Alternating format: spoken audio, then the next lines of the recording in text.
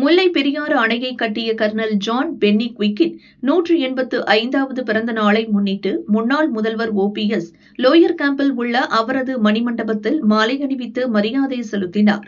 அதிமுக இணைப்பு, தேர்தலில் தனித்து போட்டி உள்ளிட்ட கேள்விகளுக்கு பன்னீர்செல்வம் தரும் ஒரே பதில் தை பிறந்தால் வழி பிறக்கும் என்பதுதான். தற்போது தை பிறந்துவிட்டது என நினைத்து பன்னீர்செல்வத்திடம் செய்தியாளர்கள் தேனியில் போட்டியிடுவீர்களா என கேட்டனர். அதற்கு அவர் பதில் அளித்தார். பென்னி குயிக் அவர்கள் அணையை கட்டினார்கள். மாண்புமிகு அம்மா அவர்கள் மீண்டும் அதனுடைய உயரத்தை 136 142 அடியாக உயர்த்துவதற்கும் அதன் அருகாமையில் இருக்கின்ற மண்ணணையை பலப்படுத்துவதற்கும் மண்ணணையை பலப்படுத்தியதற்கு பின்னால் மீண்டும் அதனுடைய முழு உயரமான 152 அடியாக தேக்கிக் கொள்ளலாம் என்ற வரலாற்று சொற்பக தீர்ப்பினை மாண்புமிகு அம்மா உச்ச நீதிமன்றத்தின் மூலமாக பெற்று தந்தார்கள் என்பதுதான் வரலாறு. ஆக புதிய வரலாறை உருவாக்கின்ற மாண்புமிகு அம்மா அவர்களுக்கு நன்றி செலுத்துகின்ற விழாவாகவும் இந்த விழா இன்றைக்கு தமிழக மக்களால் போற்றி புகழப்படுகிறது என்பதை நான் தெரிவித்துக் கொள்கிறேன். தை பிறந்தால்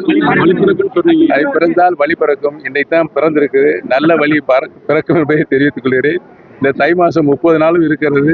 ஏதாவது ஒரு நாளில் இந்த தேனி மாவட்டம் மண்ணின் மைந்தரா வரக்கூடிய சட்டமன்ற தேர்தலில் மீண்டும் போட்டியிடுறீங்களா?